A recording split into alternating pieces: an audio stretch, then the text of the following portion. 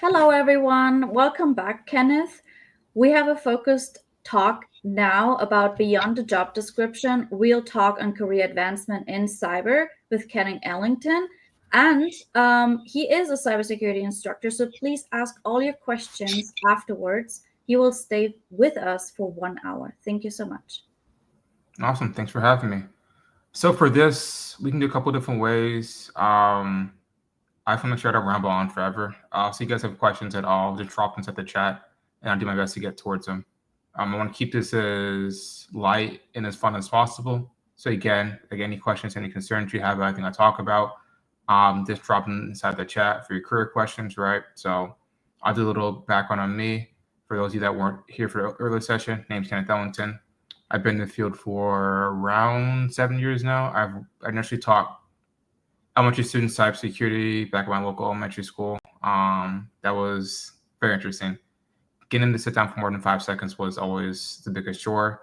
From there, I became a software engineer, threat intelligence person. Then I went back to cybersecurity because I hated programming in Java for business applications all day. I worked from being sim engineer, SOAR engineer. I then went to EY and I was a senior consultant. So I worked for Fortune 100 firms all across the globe, and I helped them get their cybersecurity programs up and running, architect environments out, build detection rules, do incident response work, do threat hunting work. I also run my own company called Ellington Cyber Academy, where I train students, professionals, managers, senior engineers on how to use certain technology stacks and how to get hired, get promoted within the cybersecurity field. So we've been in business for 3 years as of this month. So it's been a big blessing on that front. So my area of focus mainly is threat intelligence, threat hunting, detect engineering, sim engineering, those type of threat side for cybersecurity. So I primarily focus on. When so any questions along that line at all, just let me know, and I'll be happy to answer them. First question. I knew, and by the way, I do love that Satoru Gojo profile pic. I think it's awesome. I'm happy for season 3 coming out.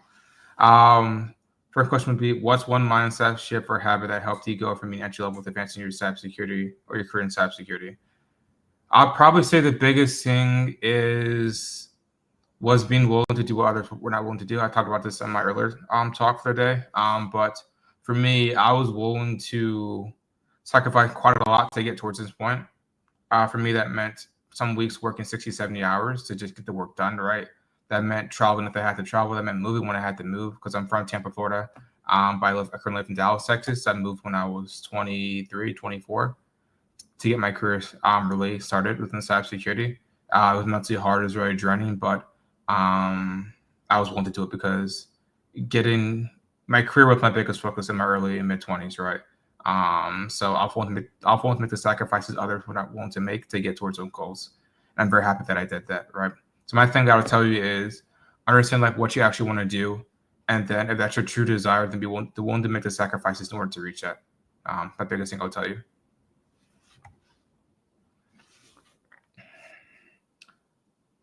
Tip for starting your own tech company. So market network can be the same as if you were looking for a job. It's gonna depend what company you want to start, right? Oh, it's a tech company. Yeah, it still depend what tech sector, right? Cybersecurity, AI, compliance work, consulting work, right? It'll depend. Understand running your business is insanely hard. And it's very unlikely you'll be successful. I'm not saying that to be mean. I'm saying it to be as a matter of fact, right? I honestly have no idea how the business has run this long, to be quite honest with you. It's insanely mentally draining. It is very hard. I do love it, and it is very enjoyable. It is a lot of work, right? That'd be my first thing that I would tell you, right? Like why do you actually want to start a company, right? Because you're gonna work way more than you ever would working like a 9-to-5 job. Just understand that, right? But to go towards your original question, so marketing that can be the same as if you're looking for a job. It'll be slightly different because you're representing yourself instead of another company, right? So the people you talk to will probably be slightly different than as if you're looking for a job, right? So probably more business owners. Honestly, it's independent on what your business model is, to be quite honest with you. So the overall frameworks will be the same for how you make connections. Just the people you talk to will be slightly different. That's what I tell you. Renee puts cybersecurity, GRC, or forensics field. It all depends on what you want to do, right? So it really just depends on if you want to do GRC, forensics. They're different fields completely within cybersecurity. So my biggest thing would just tell you guys is pick one line and go for it. Don't get shiny object syndrome, because that's going to set you back, right? You can't know everything. You can't learn everything, so don't try to. Pick one path, go for it, learn it, and then move on from there.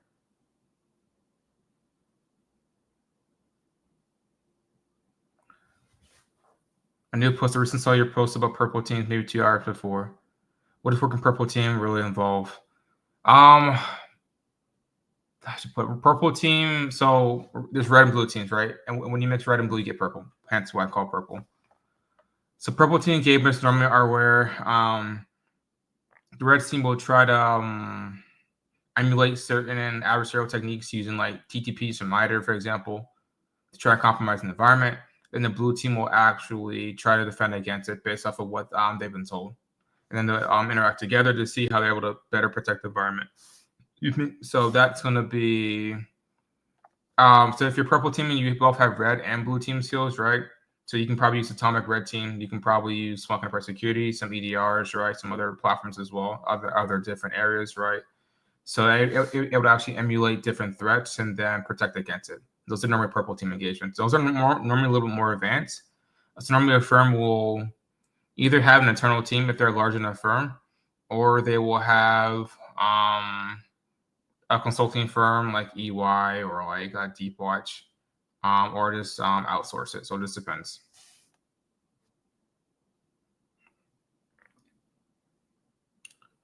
In terms of credentials, would an MBA or a non-technical training be useful for a tech entrepreneur? What is your budget? Is what I asked you, right? I don't have an MBA and I run my own company. I run a 6-figure company, right? And I don't have an MBA, all right? So no, you technically don't need one. If you want to get one for your own intrinsic reasons, then go for it. But you don't need an MBA to run a company.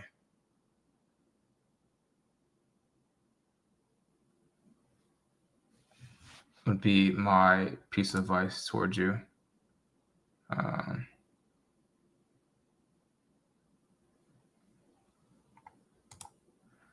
If I first started GRC consulting,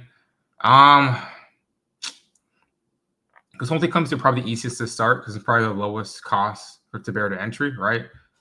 I should start this. Do work for free.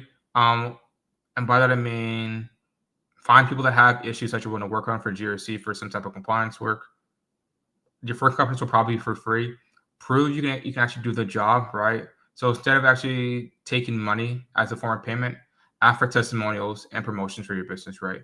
Do that around 3 to 4 times, maybe a little bit more. And after a while, once you're so booked up with free work, tell those customers that want to book with you that you're already booked up and they'll have to pay. You probably get your customer base cut in half, but the ones that are willing to pay will be the ones that you want to keep. From there, it's just rinse and repeat, and then you just scale up and improve your process, right? There's more towards it, but at the core, that's how it works, right? So just get started. Biggest thing. A new puts, what soft skills or behavior can make a big difference in advancing a cybersecurity career? So what soft skills or behavior specifically? Being able to communicate, biggest thing, right?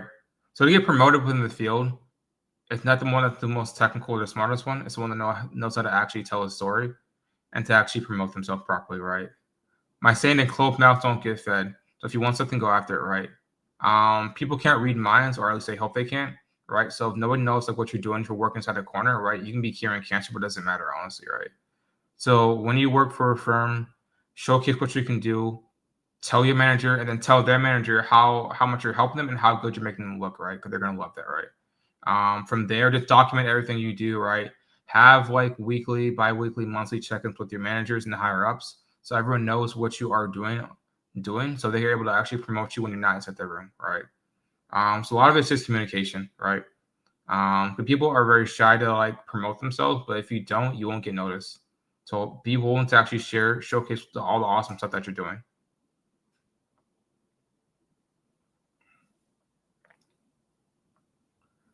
Best pathway to get into blue teaming, just starting cybersecurity. What certifications for project, volunteering, or site to practice to showcase skills? Abraham, I would say, where are you currently in your career? Are you completely green, completely new? You're coming from a completely different field. Are you already in IT, right? Are you trying to get leveled up, right? So that's my question. Probably ask you what certifications for projects. That's also going to depend on what side what area you want to go inside of. So there's no one set path for that, right? You can volunteer at different conferences. There's like a B sites in every like major metro hub, right?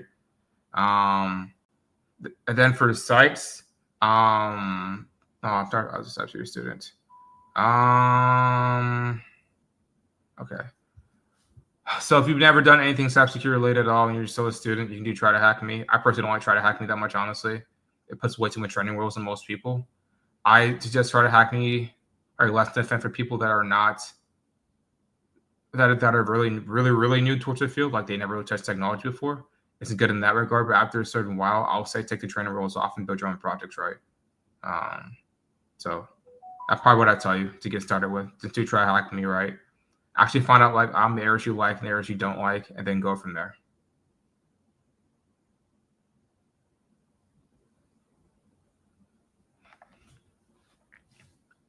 What was it? I saw one. What was it? Best from Abraham. Output. Best interview tips and what are something to showcase in interviews. Oh, by the way, guys, if you guys have more questions after this is all over, just connect with me on LinkedIn if you have any more questions as well. The LinkedIn information should be in the chat. If not, just type in Kenneth Ellington on LinkedIn. I'll be there. But in terms of best interview tips, I would probably say basic stuff. Show up on time. Be polite. Be clean. Don't smoke. Don't do drugs on camera. That does happen quite often. Dress to impress, right? So always dress one level above everyone else. You would never get made fun of if you wear a suit and tie, no matter where you go, right? Everyone think you're nice. Ask questions at the end. Prepare, right? So do stalk them on LinkedIn. Look up where they went to school. See if you have any common interests that you can relate to the interview. And then overall, showing is better than telling, right? So if you have your environment up and running, and then you have something to show them. It'll impress the interviewers that you're doing your interview with.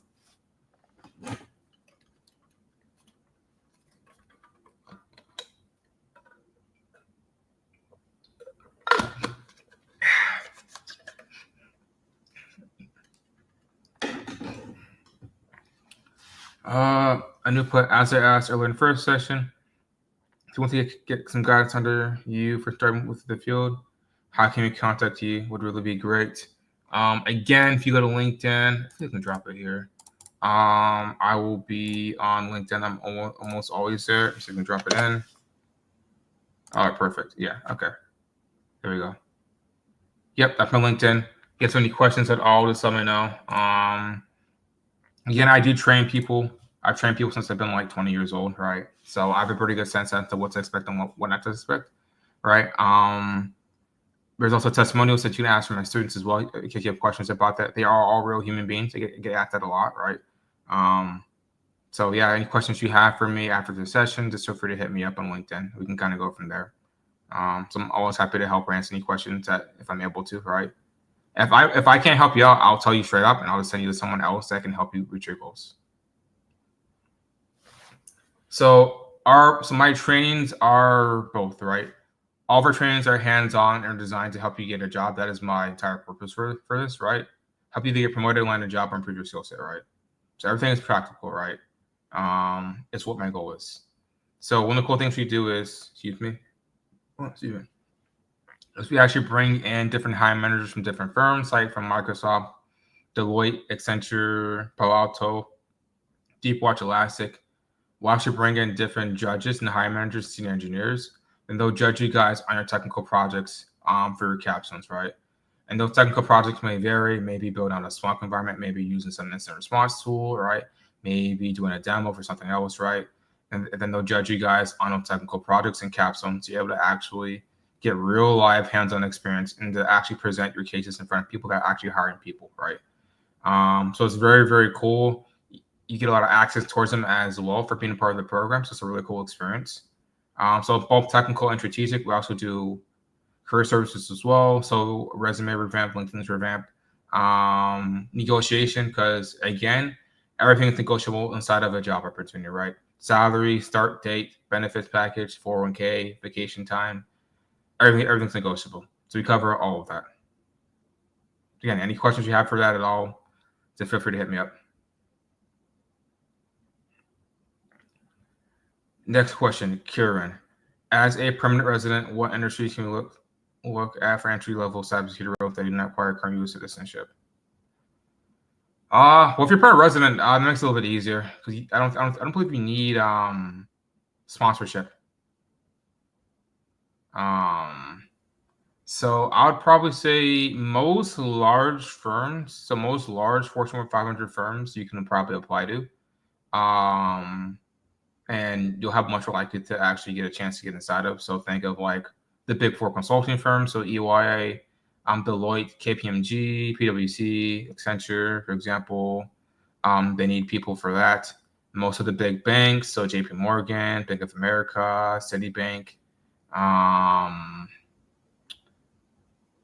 What else? Can't think of, but yeah, but most of large firms, most of large telecommunications firms can't talk today. I've been talking forever. That's probably why. So T-Mobile, AT&T, Verizon as well. So think of those large firms have the budget to actually, if you need to be sponsored, But as long as you're permanent, as long as you don't need sponsorship, you should be fine. Just double check on the sites and talk with the managers about that, Kieran.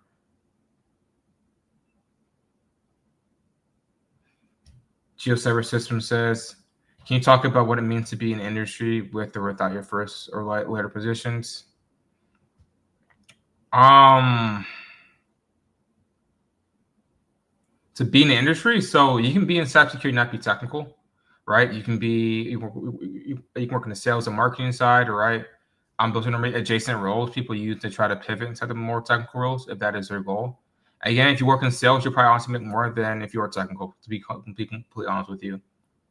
There's sales engineers that make honestly a lot of money, right? But most people are very crappy at sales and don't like talking to people. So those jobs are always hard to fill from that standpoint, right? So again, you can work in like IT support, cloud support, you can be a cloud engineer, right?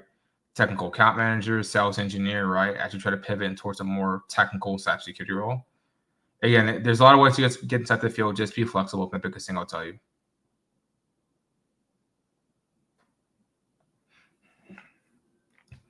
New puts. How do you keep learning such a fast changing field without burning out or feeling overwhelmed? I guess it's taking time for yourself is the biggest thing, right? Understanding what are your limits, what you can do and can't do, right? Burnout, in my opinion, comes a lot from you working on things that are not in your personal alignment for what your actual goals are, right? It's probably the biggest thing where burnout comes from. Because if for a lot of people, if you told them they can play video game 10 hours a day, they probably get burnt out from it, right? Because they actually like doing it, right? So understand what are your actual goals, right? What do you actually want to do and accomplish, and then go from there, right? It's probably the biggest thing.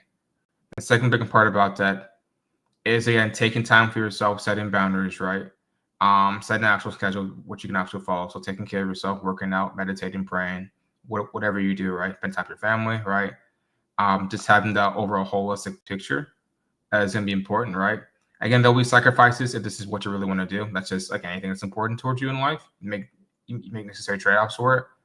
But just know what you can handle and you can't handle, right?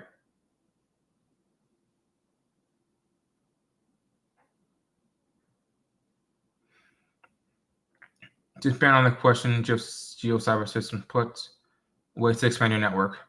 There's a lot of different ways, right? So it depends on what you're comfortable with. I do both. So I go to in-person events and do LinkedIn marketing and outreach as well, right? So again, there are a bunch of do's and don'ts on how to actually do this and how to actually not to do this, right? let's go with this different scenario. I'll take a couple minutes to go over this. Let's say that you are someone that is entry level that are trying to get inside the field, right? And you want to network or make a connection with someone that is high level, right? Let's go with LeBron James, for example, something like that, right? Now, you need to understand the fact that if LeBron James never talks towards you again, his life will be perfectly fine and perfectly happy, right? He has something that you want, not the other way around, right? So your job is to provide him as much value as possible to get noticed, right? So that may mean doing something for him without him even asking for it, and he just continues to do it over and over again towards he actually will respond towards you, right? So always providing value is super important when trying to connect with different people. Right, so keep that in mind, right? Give more than you receive. It's my biggest thing when teaching people.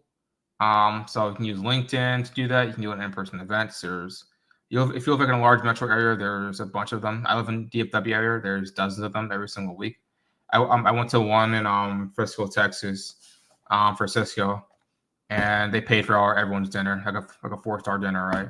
Everything was paid for. They do sessions like that like once a week, right? There's a lot of different ways you can meet and meet connections and make connections as well, right? So just be willing to put yourself out there.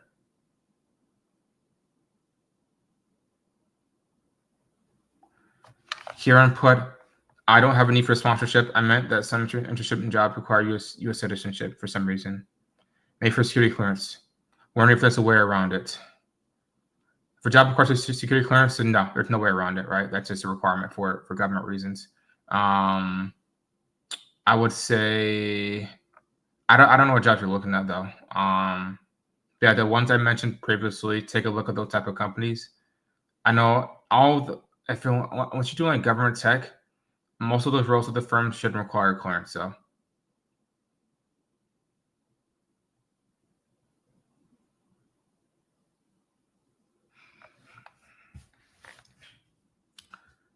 GeoCyber Systems put, what opportunities will cloud or AI to help cybersecurity pros do their job better? What new threats do cloud and AI create? That's a really broad question. What opportunities will cloud or AI to help cybersecurity pros do their job better? I'll start with cloud first.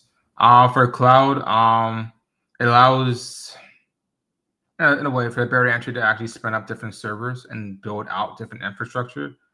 That cost is normally lower to get started with compared to you actually having to provision your own server and buy it from like Dell or HP, for example.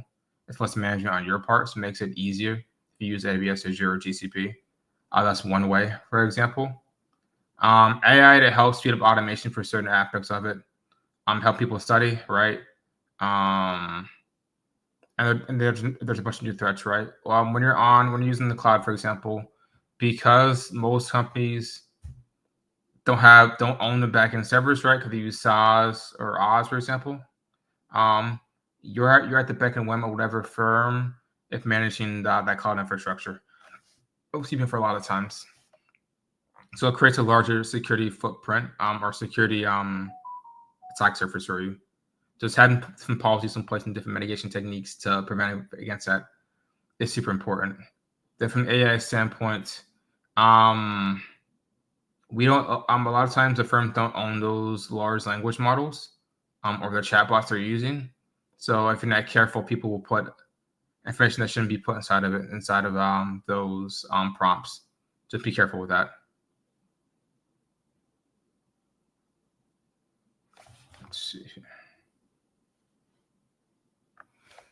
Let's see here. All right. Okay, next question.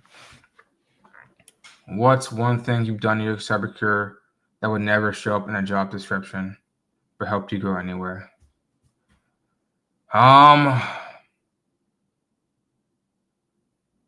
What's one thing I did?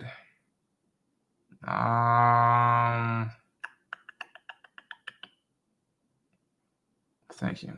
Some job description. Help you go anyways.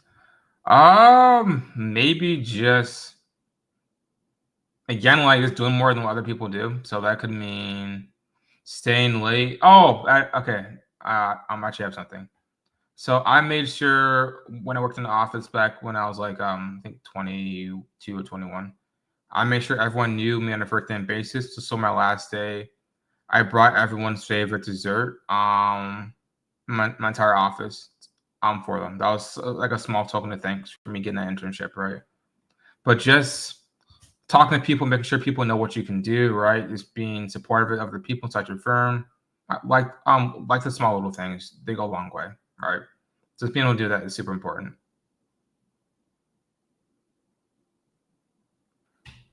If you had any advice for yourself graduating high school, what would you tell yourself with the knowledge you have about becoming a technology cybersecurity business, etc.?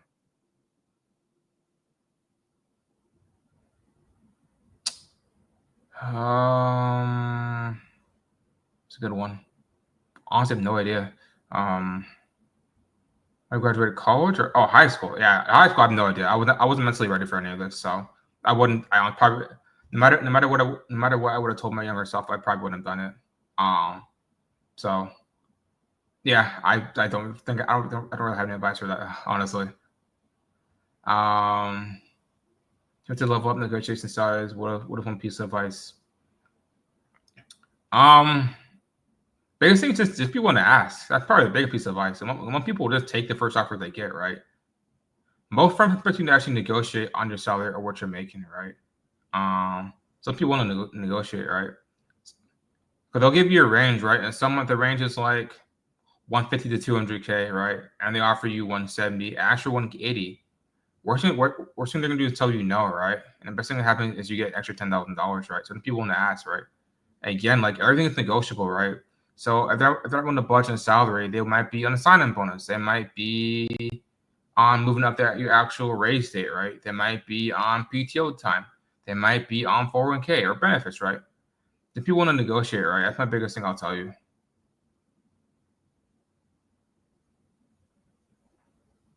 Yeah, Kelsey. I just mentally wasn't there. So I don't think there's like anything that I could have told myself that I actually would have done at 18. Because I honestly did not want to be in cybersecurity technology at all. My initial undergrad degree was business management. So yeah.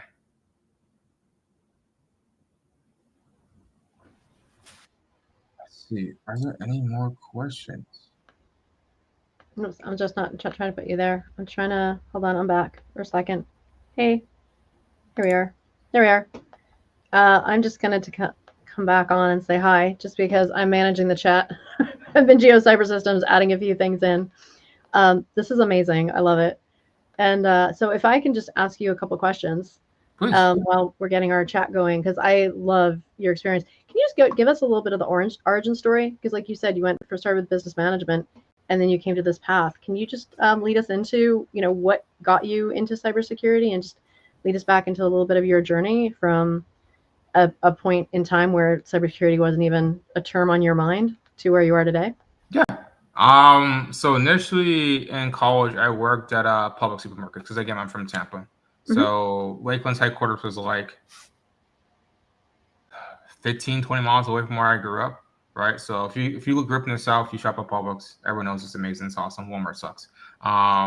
So I worked in deli clerk for 4.5 years. I fried chicken, made sandwiches, moved pallets of like tea towards the back room. So I did that for 4.5 years.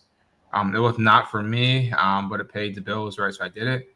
And then fast forward 2 years, 2018, I decided I want to do IT for my actual career, right? But I didn't know like what area to go inside of.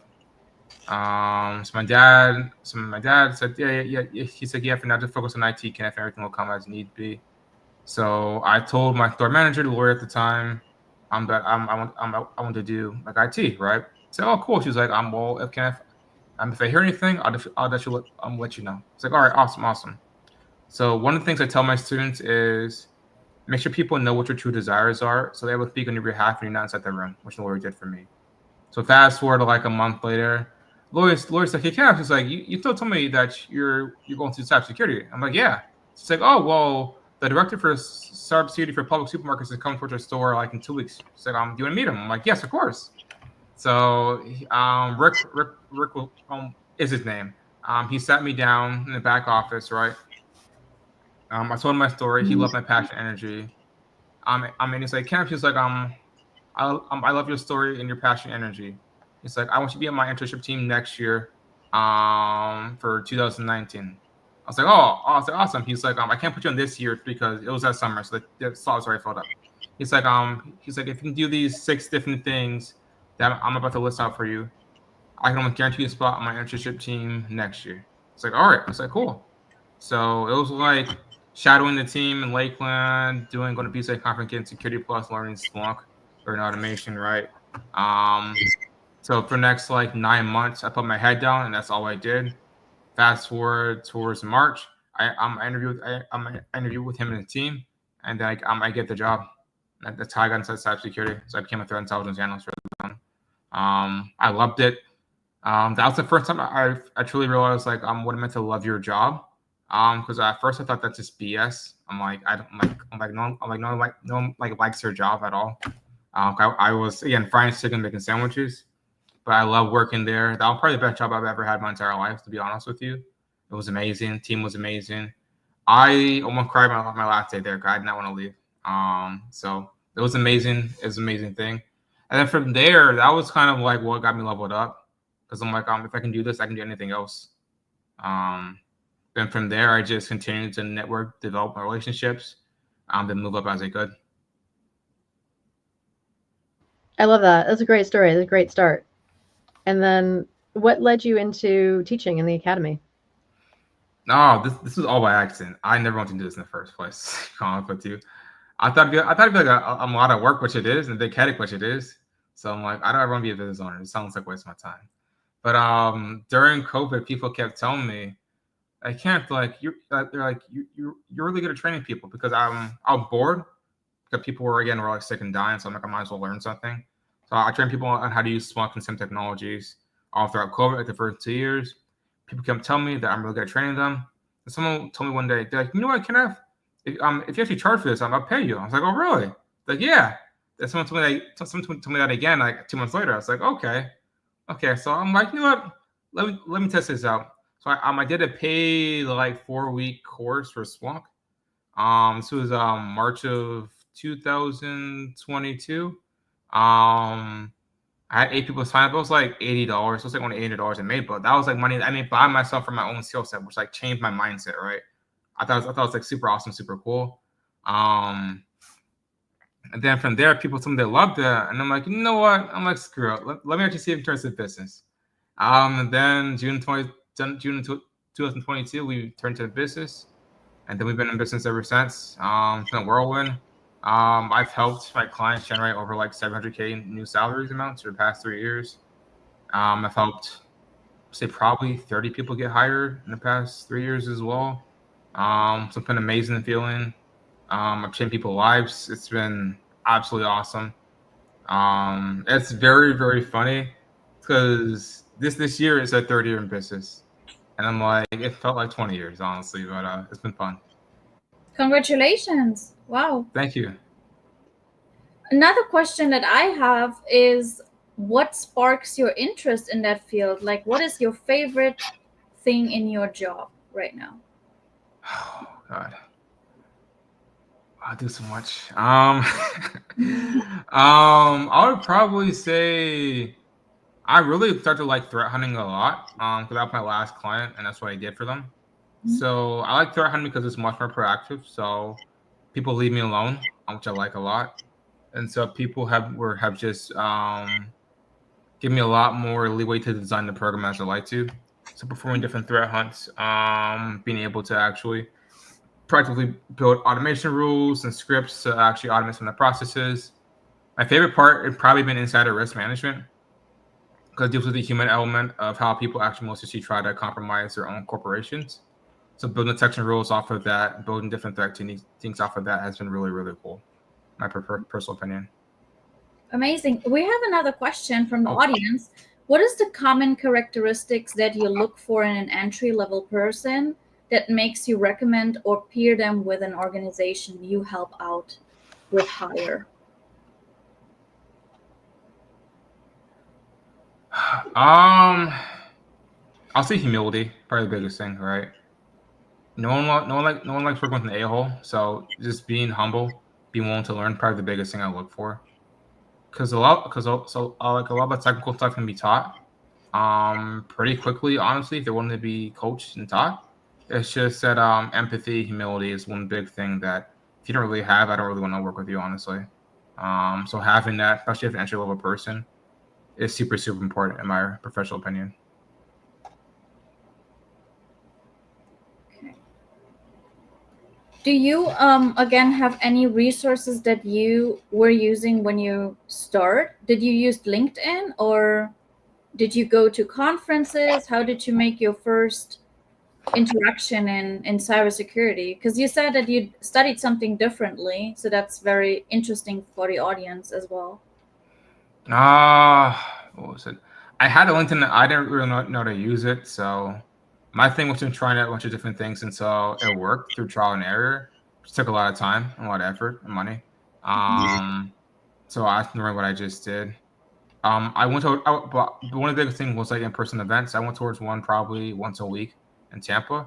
I have no idea how I did all that work back then. I get tired so easily now.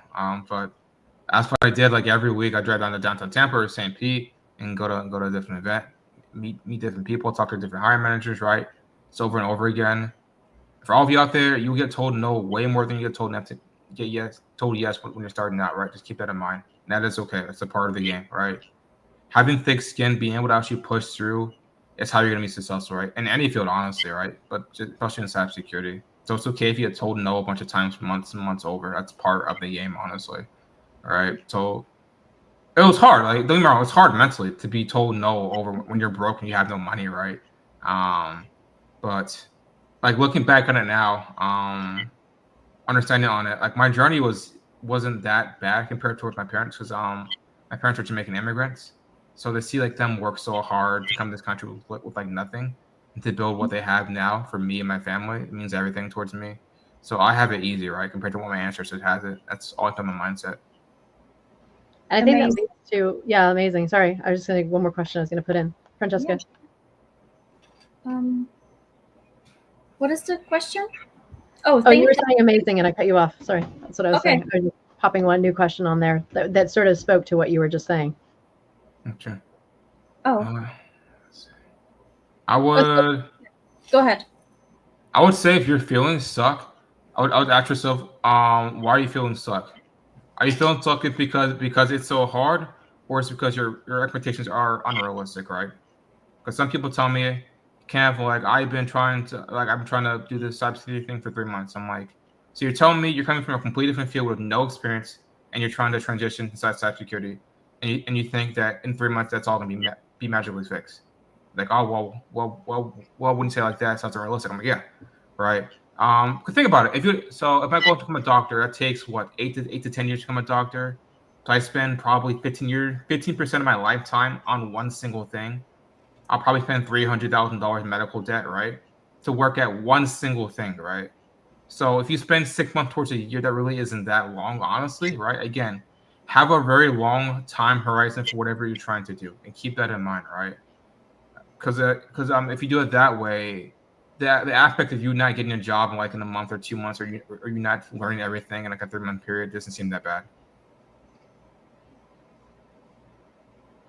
Another question that I have is, you mentioned that it is very expensive. You paid a lot of money to get into cyber and the certifications. What would you think of someone who wants to start? Would they require a full-time job and then do that on the side to get into cybersecurity, or what is your recommendation? Because obviously you just mentioned the time frame. I think people want to have some income generated until they transition into cyber. What would you recommend them to do?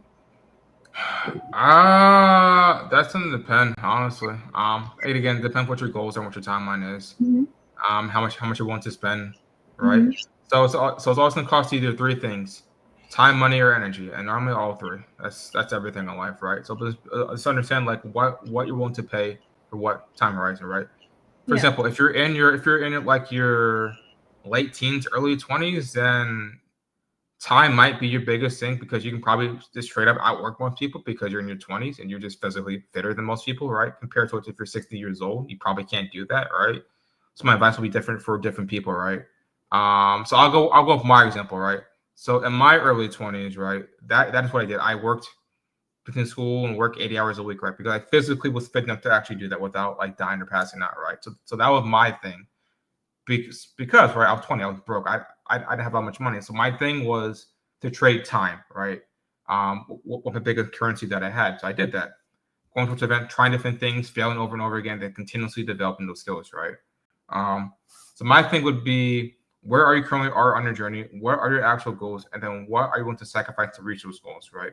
And then break it into three different things: time, money, energy. It's going to cost you what either all three or one of those three things. That's how it's going to work, right? And then your job is just to pick which thing you're actually willing to spend on, and then go from there.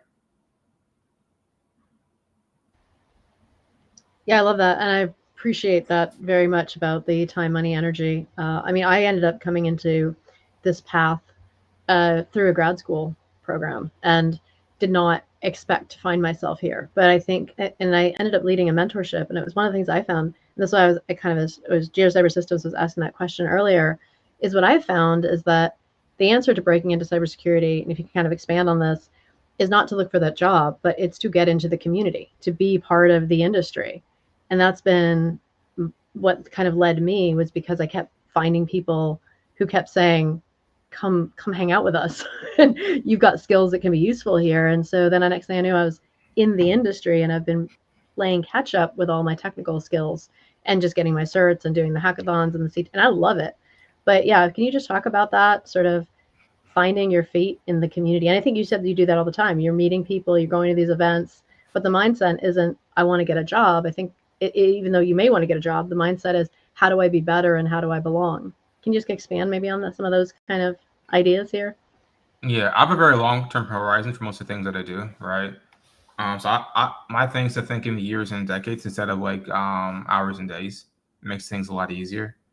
So when I go to different events, right, my goal isn't to like ask them for a job, but one, it's very awkward if I don't know you, just try to ask you for a job, which I see happen often.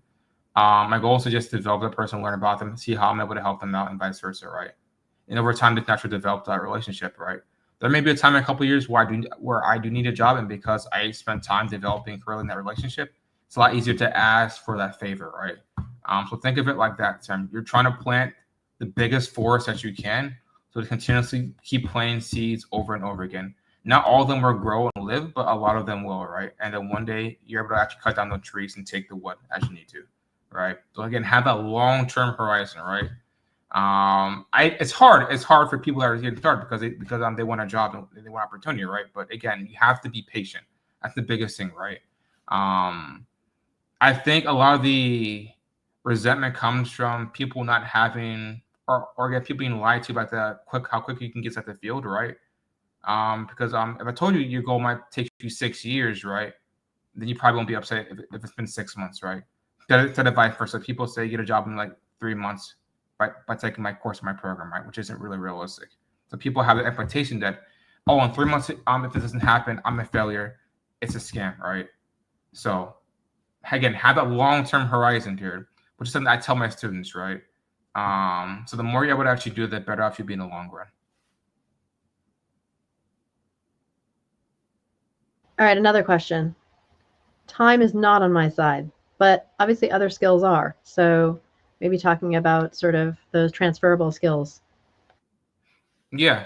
So if you're an older person, I'm going to assume you've had a job in the past, right? That's how you, I guess, live that to be long to take care of your family. So you probably have other skills you can probably transfer compared towards if you can go against someone that's 20 years old who doesn't have a lot of life experience, right? So utilize those type of transferable skills, right? If you need help with that, I have a resume and career person that I can refer you to who's amazing at what she does, right? Because I certainly can't do that. That's not my repertoire. But I have people that I trust that can help get you guys towards the next step, because I use it for my own personal things, right? So again, but just it's like having a mindset to like transfers different skills you've used in your different careers, right? To try to get a role within cybersecurity technology overall.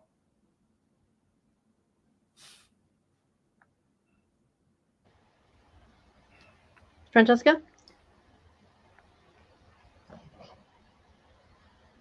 Do you have something? I'm just reading the chat here. Let's see. What another question? Oh. Actually, I think you really have like I wanted some proper guidance to start properly. Going alone would really make me feel. Oh, that was it, providing support. Okay, got it. Okay, Francesca, all you.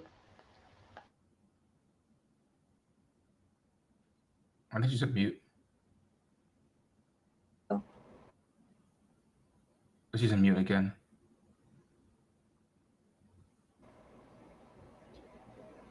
Now? Yeah, you there can we hear go. me? Okay. Yeah, so my question is, I saw your LinkedIn, and you're providing a lot of services. And what is the number one service that people are asking you to provide? Or what is the most common question that you get in your inbox every single time? Honestly, probably the same questions I'm getting asked right now are already getting asked. So like, what certs to take, what exams should I do, what path inside cybersecurity, right? And I tell people it all depends on what your goals are, right? There is no like one set path, right? So it's always going to vary on what you're actually wanting to do, what your goals are, and where you're coming from.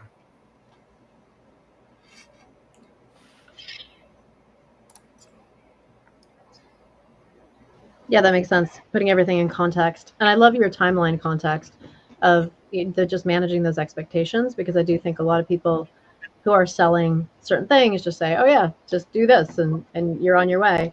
And I'll say an example of that is I did like the Google Cybersecurity certificate. It was wonderful. It was foundational. Did it prepare me for employment? No. Did it help me just move one step forward? Absolutely. Yeah, so certs are not the end all be all. My main focus has always been to get hands-on experience, right? For now, for example, I'm working on some automation using PowerShell, logic apps, SOAR playbooks, right? There is an examination for that, but my main focus is actually to do the work and build environments for my clients, and then get the cert afterwards, right? So that's my mindset, right? Anything I learn, I document and I teach someone else, and then if there's a cert for it, I might take it if it helps me out. All right, just have that type of mindset.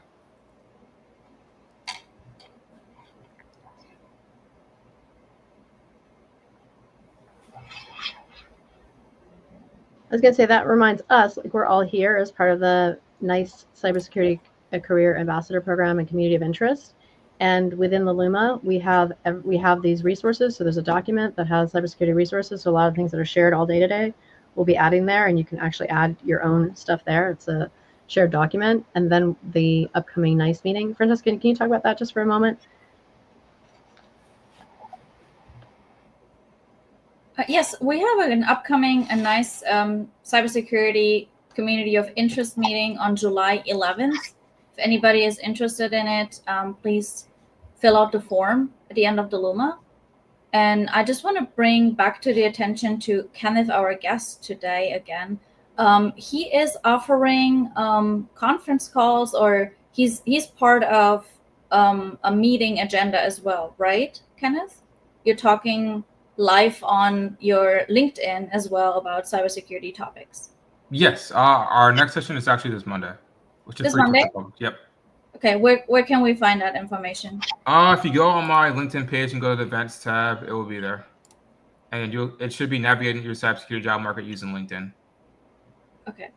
Well, thank you so much for being here today and took 1 hour of your time on a Saturday to answer all those questions from a various background of cybersecurity enthusiasts.